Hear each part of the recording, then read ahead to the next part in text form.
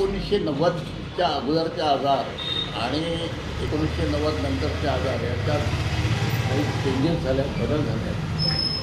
1990च्या अगोदरची ज्याला lifestyle diseases म्हणजे जीवनपद्धतीविषयक आजार निर्माण झाले आहेत 1990च्या नंतर, आणि ते त्याच पद्धतीनं हाताळायला जायला पाहिजे. त्याच्यामध्ये उच्च रक्तदाब 1, मधुमेह 2, स्पॉन्डिलायटिस कमरेचा असो की मानेचा 3 आणि 4 हायपर ॲसिडिटी. याच्यामध्ये एखाद्या वेळेला थायरॉईडचा पण समावेश करता येऊ शकतो. पण पहिल्या क्रमांकावर येतं तर उच्च रक्तदाब. आणि उच्च रक्तदाब आता हा शहरांमध्ये जागरणाचा वगैरे विषय झाला आहे, पण ग्रामीण भागात अजूनही त्याच्यावर वेगवेगळ्या प्रकारचं अज्ञान दिसते. वैद्यकीय क्षेत्रात अज्ञान तर तिनेही सुशिक्षितांपासून अशिक्षितांपर्यंत, महानगरांपासून तर झोपडपट्टी किंवा ग्रामीण भागातल्या याच्यापर्यंत रुग्णांपर्यंत ते पाहायला मिळते.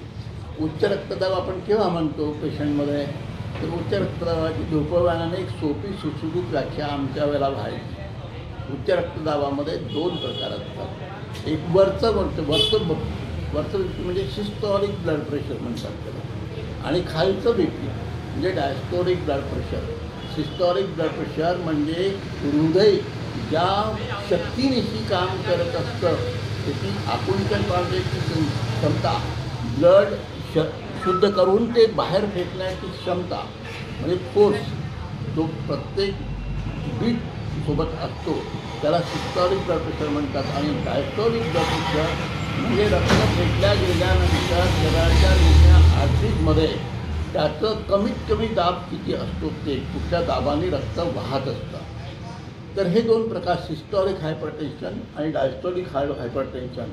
एक काळ असा होता की वय अधिक 100 ढोबळमानाने सिस्टॉलिक ब्लड प्रेशर मानलं जायचं. एखाद्या व्यक्तीचं वय 60 असेल आणि त्याच्यामध्ये 100 मिळवलं ते 160 सिस्टॉलिक ब्लड प्रेशर हे नॉर्मल समजलं जातं.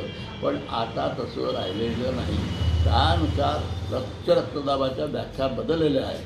आता 140 किंवा 150पर्यंत जर सिस्टॉलिक ब्लड प्रेशर राहत असेल तर त्याला आपण उच्च रक्तदाबाचा आजार असं म्हणतो.